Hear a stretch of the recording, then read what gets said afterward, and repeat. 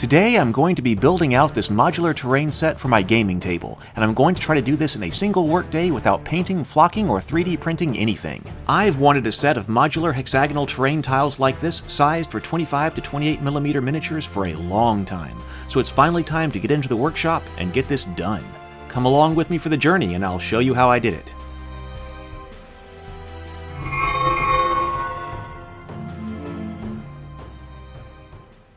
The secret weapon to getting this build done is to use these. These are Terratiles, the terrain system that my brother and I designed and produced years ago. You can, of course, lay these tiles out flat on your tabletop for all kinds of war games, skirmish games, or RPGs, and many people have over the years, but I've always wanted to do a 3D set of modular terrain tiles. I've seen complete modular hex tables done with much smaller hexes for 10mm or 15mm war games, but I want a big table with big hexes for 25 or 28mm miniatures that I can use for whatever games I want to play. Terratiles are 9 inches from point to point, which makes them large enough that they're not going to take tons and tons and tons of just little hexes to make up the gaming table, but they're small enough that we should be able to make some really great organic shapes for the battlefield.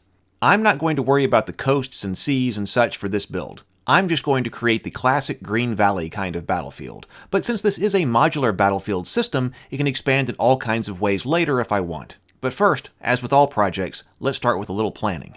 So even though the idea here is to make a whole bunch of these hexagonal tiles that can be put together in different ways to create different 3D boards, I still want to try to come up with an initial plan here for this first board build, because then that way they can be taken apart and they can be reassembled, but at least this way I'm not just making a whole bunch of parts with no direction. I'm at least making the parts that I know are going to go together to make this table that I want to do.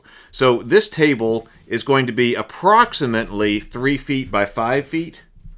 That's kind of approximate here. I went over to my table and started laying out some tiles, and this is the amount that I can comfortably fit on my table while still leaving extra space around the edges so you can actually put gameplay books or reference sheets and your dice and things like that around it.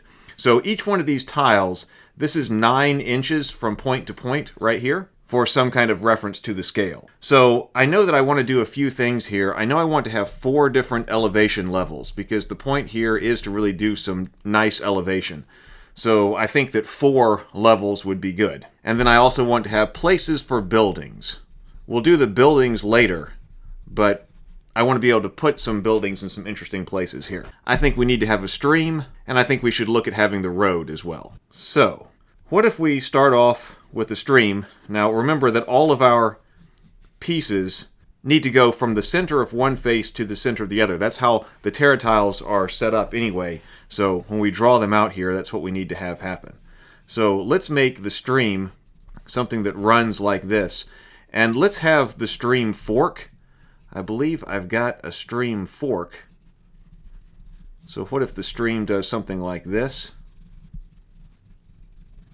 Now, if we're doing different levels of elevation, that should definitely be our lowest level of elevation because all of the water would go down to the lowest point. So, if we have a higher level of elevation over here, we're going to need a lot of elevated material, actually, in order to get to 4 levels. So this would be a second level of elevation.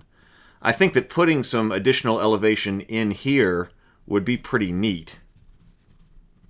Ooh, that's a very interesting shape right there, and probably not one that I would have thought about doing on the tiles if I hadn't sketched this out in advance. An easier way to do it might be to do this and give you a little bit more elevation as well. Then you've got a little bit of elevation on there with the stream, so it could go either way. See, we do want the road in here, and the road should also probably be on low levels of elevation because people tend to walk in places that don't require, or actually require the least amount of energy to go from one place to another.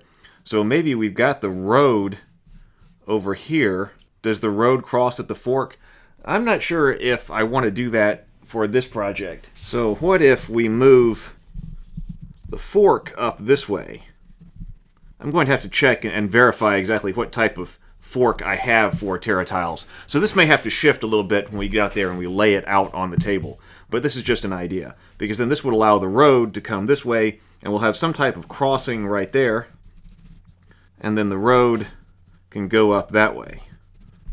Now, in order to get my elevation in, I really need the elevation over here So like that. We can put another layer of elevation over here. That seems very natural. So this shape, or something like it right here. So this would be elevation level 2, this would be elevation level 3. This would all be elevation level 2 over here. And this would be elevation level 2 here. Well, maybe 3 levels of elevation is enough. We'll just have to see. We'll see what we can do on the board. It'd be great to be able to get 4 levels in.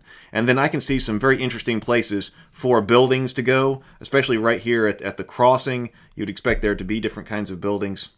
Perhaps. But I think this is kind of a neat design. So I tell you what, we will take this initial sketch over to the table and we will see what we need to do in order to build this out. The next step was to take my Terratiles into the gaming room and spread them out on the table to try to find all the tiles that I'll need for this project and lay them out on the table roughly according to the sketch that I had just made.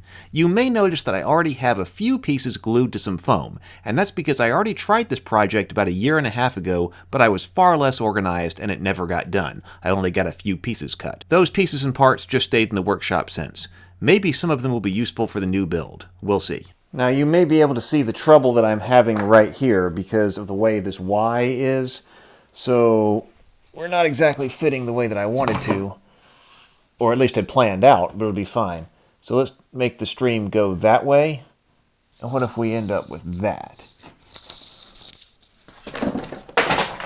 Now we could make the elevation go there, which I think could be a good idea, but we do have like this swamp right here, and it might make sense that this is kind of swampy ground because we've got the streams around here. Adds a little bit of something different to the landscape, so it might make sense. Okay, now let's start building over here on this side because we got to figure out how our change over here changes things.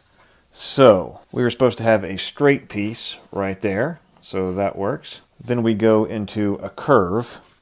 Well, it could be that piece right there. Kind of matches with our rocks. And then we're supposed to go to 2 straight pieces straight up.